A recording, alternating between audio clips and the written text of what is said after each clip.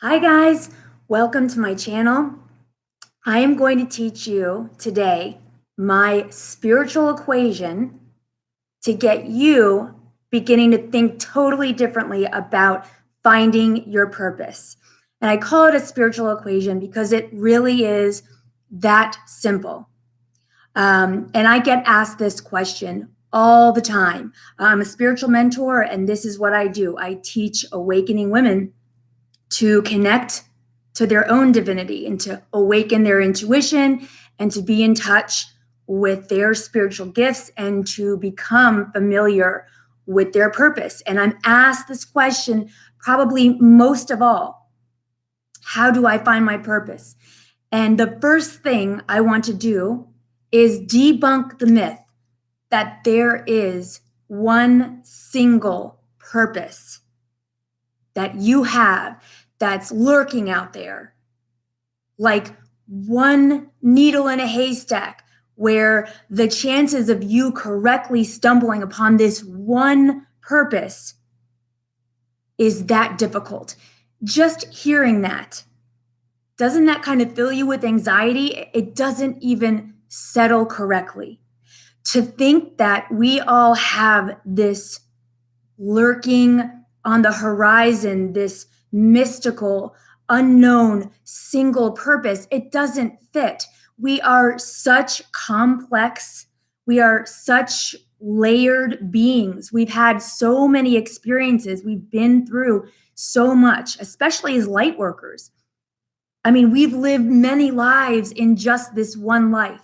So to think that as multidimensional beings who have been through so much, that we would only have one single purpose is wildly off base. And I'm happy to tell you that, because please, if you are thinking that, like, I don't know if I've found it or not, I guarantee you, you're not terribly off track. You may just need to loosen or broaden your idea of what a spiritual purpose is. And that's what I want to help you do today. So let's get started. So if you're watching this channel, and I say this all the time, the people who are in my Facebook group called Divining Women, and the women I work with as clients, they are by and large light workers and empaths. And as such, what that basically means is we're here, we've incarnated on purpose in whatever way, and it's going to be unique for you and for everyone watching this video. But to be a light worker, it means many things, but there is this commonality. There is this thread that's the same for all of us. And it means that we are here in our own unique way to serve our fellows. And it ties in to our spiritual purpose. But here's the thing. We don't have just one way that we can serve our fellows. Think of your best friend. That's the person I feel, especially as women, we can kind of look to and see in the most positive light. It's sometimes harder to see ourselves with that same positive lens. So just take your best friend. Think of her or him. Could you possibly narrow that person's positive qualities into just one basket? When you think of all they have to offer, in all the different ways they have to offer, the idea that you could simplify all that their heart and soul and experience has to offer others into just one thing, it kind of gets you thinking and seeing like, no way. My best friend has an array of good qualities and an array of interests. So that can kind of get you started seeing like, okay, hold on. If I can see that person in that light, then I know that I must be as multifaceted too. And here's the equation, and I'm going to give this to you up front because I want you to kind of marinate on this as we keep going. So here's the equation. And again, keep in mind, this is to get you seeing the life you're already living. in a different light. I want to shift your perception because I guarantee you, you're already connected to at least one of your purposes in some way. So here is the equation. A way to start seeing and finding your purposes, and there's more than one, is this. Whatever makes your heart sing, whatever makes you feel like emotionally carbonated, whatever makes you feel like completely sparkly on the inside, that plus framing that in whatever means would make it able to serve your fellows. So that plus that equals your spiritual purposes. I'll say it again. Whatever makes your heart sing or sparkle, plus whatever framework enables you to offer that to your fellows, equals your spiritual purpose. So here are two examples I'm going to tell you to illuminate one of the biggest misconceptions, which is that your spiritual purpose has to be aligned with your job. It could be, but it absolutely could not be as well. For me, for example, I've come a long way, and I've had these phenomenal dark nights of the soul, one after another. When I was small, I grew up clairvoyant. I was clairvoyant my whole life. No one believed me in all the visions I saw. And so what I did with that as a kid was I kind of internalized that and took that to mean that there was something very wrong with me. Eventually, that really became like, I kind of thought I might be crazy, and I definitely grew to feel that I was unlovable. And I felt that way for so long, it became a real belief. And living my life based on that illusion, I made all kinds of decisions that did not serve my highest and best. And as a result, I really, dark night of the soul after dark night of the soul, until I finally had this near-death experience in 2017, where I actually went and spent time with what we know as God, or whatever you call God. And I really had a complete revolution in my perception, and I could see all my experiences in a different way.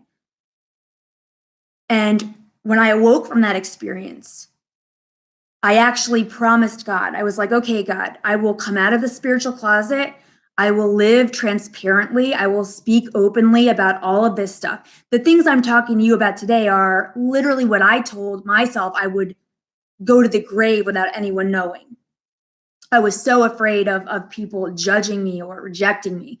And when I awoke from that experience, no more. I promised to step out of the spiritual closet, and it took some time for me to realize it, but I knew that my clairvoyance and all of these extreme human experiences, I knew that somehow I would eventually see how they could serve my fellows, and for me, it finally clicked. I was going to mentor women. I was going to mentor awakening women because it clicked for me. I'm like, I've had many avalanches in my own awakening where even though I've been extra aware my whole life in all of these different ways, I've still, in my own growth, had very sudden and abrupt expansions where I have felt unsettled and afraid all over again. And I'd never had a community for that. I basically had myself and Google. And I was like, I'm going to build a community online where awakening women can come, and it's a safe space. It's a non-judgmental space. They can say anything. They won't be judged. And of course, I will offer to assist women who are going through this themselves. So that kind of connected with me. So my job does, now, but only after 42 years on this earth, it is aligned with this spiritual purpose. Okay, but that I'm going to contrast it with my dad. And my dad and I on the surface are very different. He is extraordinarily conservative. He is an attorney. Death and the afterlife makes him unnerved. He actually gets uncomfortable talking about it. And from the surface, you'd say, "Oh, well, how is he doing his purpose? He's an attorney who deals most often with international law and maritime." Okay, but listen, in trying to come out of the closet with my dad in particular, I actually ended up channeling my dad's oversoul, because at that time I was afraid to tell him about what I intended to do. I knew there was going to be a part of him that would rather I proceed safely and return to an office job, as I always had. And I ended up channeling his oversoul, and it was such an illuminating experience. My dad's oversoul was very clear with me, and he said, "You and your father are so much more alike than you realize." His oversoul said, "Yes, he's an attorney, but his purpose is actually really aligned with yours. He actually came in to bring integrity and honesty, to infuse that back into the American workforce and into the American, political realm." He'd always been a very staunch presence in Washington, D.C., and he has a reputation in an area where this is a rarity. He has a reputation for being extraordinarily honest and being a self-made man, meaning he has an incredible work ethic.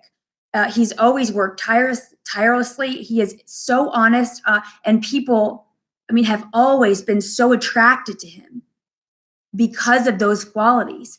And his oversoul was like, "Yeah, you may think, oh, you guys are you're not alike, but no, like, he came in with a purpose just like yours, to bring something that was really needed into the American collective." And you can see in the day and age we live in, to have somebody who is so well respected and is very good at what they do, and who has really built a career on true integrity, I can see how well needed that is. And so, yes, maybe we look different on the surface. I am actually dealing specifically with spiritual matters, but his purpose is just as spiritual.